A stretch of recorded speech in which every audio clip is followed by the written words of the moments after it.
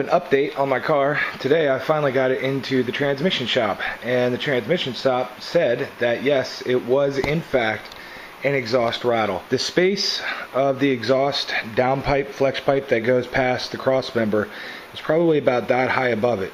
But because of the vibration from the front mount, which busted, the front mount's now broken, that space was taken up because the front, when it stops, will go down a little bit.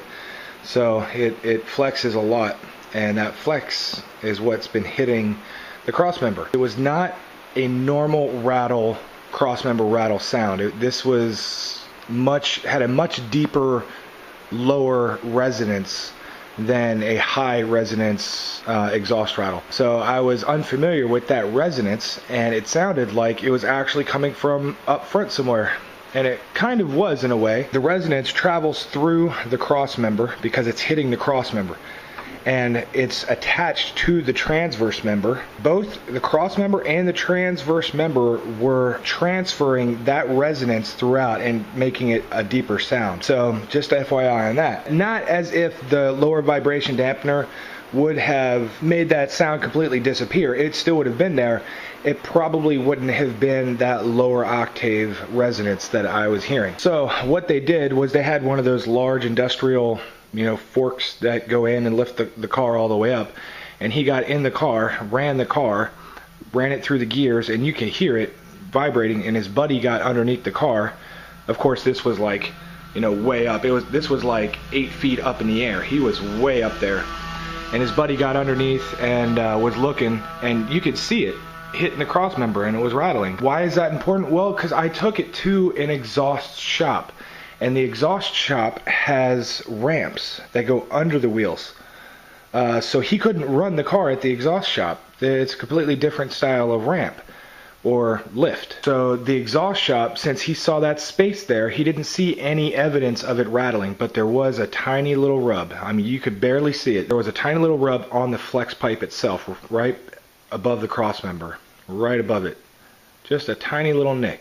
And then since I've been driving it more, that has become a small little dent. There's evidence of it, and he said he could also actually see it vibrating and knocking against that and making the noise. So long story short, the exhaust shop missed it. My transmission is actually good. He said there's nothing wrong with my transmission. I have a good transmission, thank God, because it's a $100 transmission. I had to drive 2 hours through the middle part of the state of Florida to pick up that transmission, and then drive 2 hours back for a $100 transmission. And then I didn't inspect the transmission at all, really. I just put on a new throw-out bearing and and the clutch and all that, and slapped it right in there. I didn't check the gears or anything like that because I didn't know how.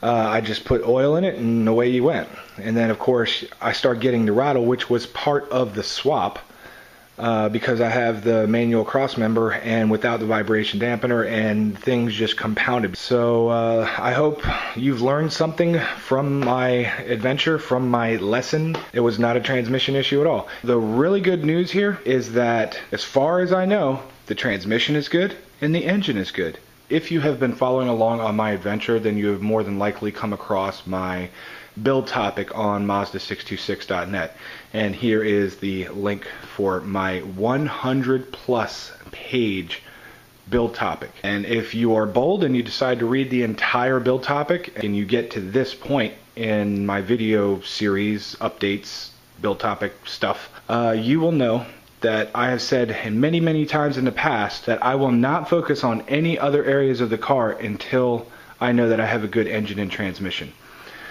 And that means paint, that means struts, shocks, lowering, and especially my seat covers. I vowed that I would not put my seat covers on until I knew that my transmission and engine were good. Now I know they're good, so my seat covers are going in the car. For everyone that's been following along with me throughout this journey, this is big news. This is great news. This is big stuff. And I'm very happy. As Jaffro would say, we have arrived, and it feels good.